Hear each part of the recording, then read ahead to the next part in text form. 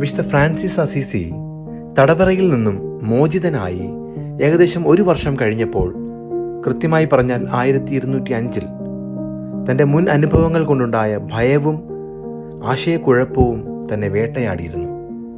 ഈ സമയത്താണ് Walter of ബ്രിയന്നെ എന്ന സമ്പന്നനായ യുദ്ധാധിപൻ നയിച്ച ഒരു സൈനിക യാത്രയിൽ പങ്കെടുക്കുവാനുള്ള ക്ഷണം ഫ്രാൻസിസിന് ലഭിച്ചത്. പാപ്പായിൽ നിന്നും അന്യായമായി കൈവശപ്പെടുത്തിയിരുന്ന ദക്ഷിണ ഇറ്റലിയിലെ ഭൂപ്രദേശങ്ങൾ തിരികെ പിടിക്കുക എന്നതായിരുന്നു ഈ യുദ്ധത്തിൻ്റെ ലക്ഷ്യം. ഇത് പരിശുദ്ധ പിതാവിന് വേണ്ടിയുള്ള ഒരു കുരിശ് യുദ്ധമായതിനാൽ ഫ്രാൻസിസും അദ്ദേഹത്തിൻ്റെ പിതാവും ഫ്രാൻസിസ് ഒരു വീരനായകനാകാനുള്ള മികച്ച അവസരമായി കരുതി. ഇതിലൂടെ അവരുടെ കുടുംബത്തിന് ബഹുമാനവും മഹത്വവും ഉയർന്ന സാമൂഹിക സ്ഥാനവും ലഭിക്കുമെന്ന് അവർ കരുതി. ഫ്രാൻസിസിന്റെ പിതാവ് അദ്ദേഹത്തിന് ഒരു കുതിരയും നല്ല ആയുധങ്ങളും ഒരു വാളും നൽകി.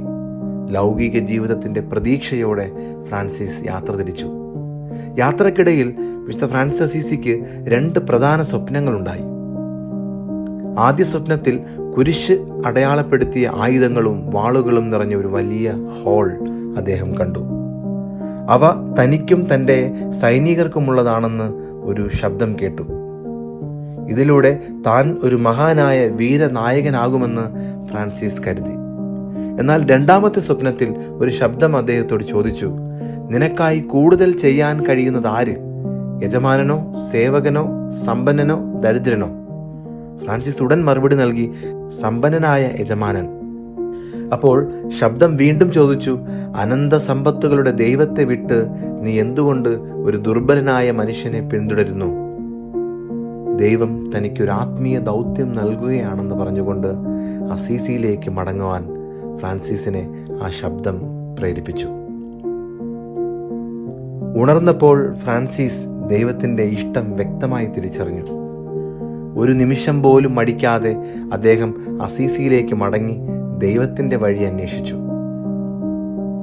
ഫ്രാൻസിസിന് മഹത്വം ആഗ്രഹമായിരുന്നു. എന്നാൽ സത്യമായ മഹത്വം ദൈവത്തെ സേവിക്കുന്നതിലൂടെയാണെന്ന് അദ്ദേഹം പിന്നീടാണ് മനസ്സിലാക്കിയത്.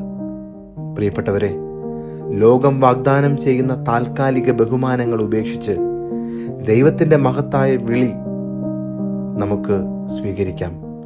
ഈ നോമ്പുകാലം ദൈവത്തിൻ്റെ ഇഷ്ടം തിരഞ്ഞെടുക്കുന്നവരായി മാറാം. അപ്പോഴാണ് നമുക്ക് യഥാർത്ഥ മഹത്വവും യഥാർത്ഥ സന്തോഷവും ലഭിക്കുന്നത്. അതാണ് വിശുദ്ധ ഫ്രാൻസിസ് അസീസിയുടെ ജീവിതം നമ്മെ പഠിപ്പിക്കുന്നത്. ആമേൻ. നാഥനോടൊപ്പം